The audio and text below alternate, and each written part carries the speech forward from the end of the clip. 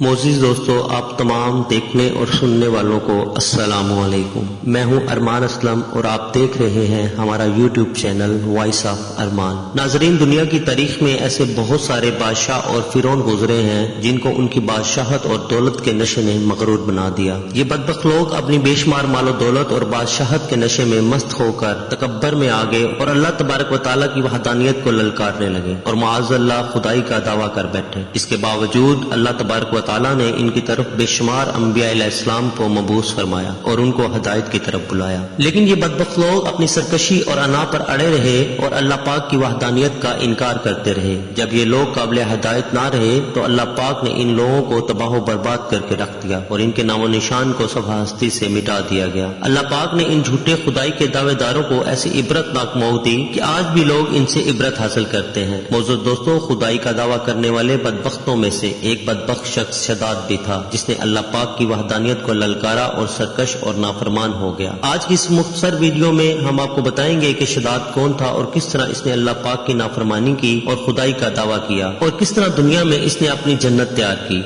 और इसकी बनाई जाने वाली जन्नत कितने सालों में तैयार हुई और फिर अल्लाह पाक ने किस तरह इस बदबख्त को दुनिया में इबरत का निशान बनाया और इसका अंजाम क्या हुआ और किस तरह दर्दनाक तरीके से इसकी मौत हुई। नाजरीन, इन तमाम तर सवालात के जवाबात आज की इस वीडियो में हम आपको बताएंगे, लेकिन आपसे गुजारिश है कि हमारी वीडियो को एंड तक जरूर देखिएगा और हमारे चैनल को लाइक, सब्सक्राइब और शेयर जरूर कीजिएगा। नाजरीन, शदाद उस कौम की नस्ल में से था जो दुनिया की सबसे ताकतवर तरीन कौम थी, जिसको कौम आद कहा जाता था। इस कौम के बारे में अल्लाह पाक कुरान पाक में इरशाद फरमाता है कि इन जैसी कौम न अल्लाह पाक ने इनसे पहले पैदा की और न ही इनके बाद दुनिया में ऐसी ताकतवर कौम पैदा की गई। कौम आद यमन और ओमान के दरमियान उस जगह आबाद थी जहाँ रेत के बहुत ही बुलंदोबाला टीले थे। इस इलाके के अंदर कौम आद तकरीबन 8,500 साल पहले आबाद थी। इस कौम को अल्लाह पाक ने दुनिया की सबसे ज्यादा ताकतवर कौम बनाया था और इसके साथ साथ अल्लाह पाक ने इनको सरसब्ज़ो शादाब बागात और वाफिर मिकदार में खेत अता फरमाए थे। इस कौम के पास बेशुमार जानवर थे और पीने के लिए मीठा पानी था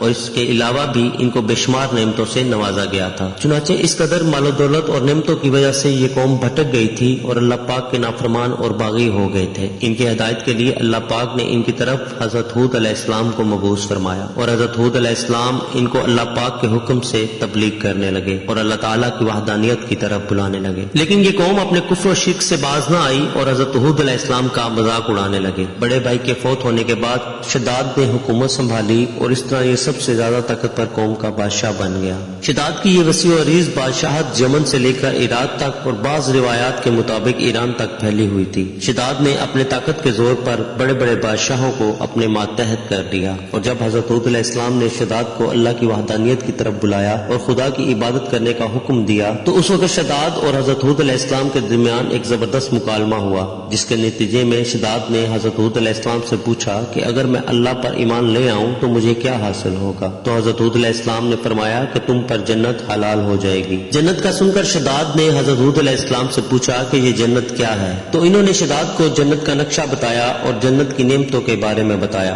तो हजरत हूद अलैहिस्सलाम की बात सुनकर शदाद मुस्कुराने लगा और कहने लगा कि ये कौन सी बड़ी बात है, ऐसी जन्नत तो मैं भी तैयार कर सकता हूँ। हजरत हूद अलैहिस्सलाम ने शदाद को बहुत समझाया, लेकिन ये बदबख्त कुफ्र और शिर्क से बाज न आया। चुनाचे शदाद ने सल्तनत के बड़े बड़े कारीगरों को इकट्ठा किया और अपनी जन्नत बनाने का हुक्म दिया। शदाद के हुक्म के मुताबिक जन्नत को तैयार करने का काम शुरू करवा दिया गया। शदाद की तैयार होने वाली इस जन्नत में सोने और चांदी की ईंटें लगाई गईं, बहुत से हीरे और जवाहरात भी लटकाए गए। इस बदबख्त शदाद ने अपनी उस बनाई जाने वाली जन्नत में शहद, दूध और पानी की नहरें भी रवा कर दी और दुनिया जहान के खूबसूरत दरख्त, फल और फूल भी लगवा दिए। कौम आद चूंकि पहले ही बड़े बड़े पहाड़ों को तराश कर महल्लात बनाने में माहिर थी और शदाद के दौरे हुकूमत में ये फन अरूज पर था। चुनाचे रेत के उन बुलंदोबाला टीलों पर बहुत बड़े बड़े सतून खड़े कर दिए गए और उन सतूनों के ऊपर बड़ी बड़ी सोने और चांदी की इमारतें बना दी गईं।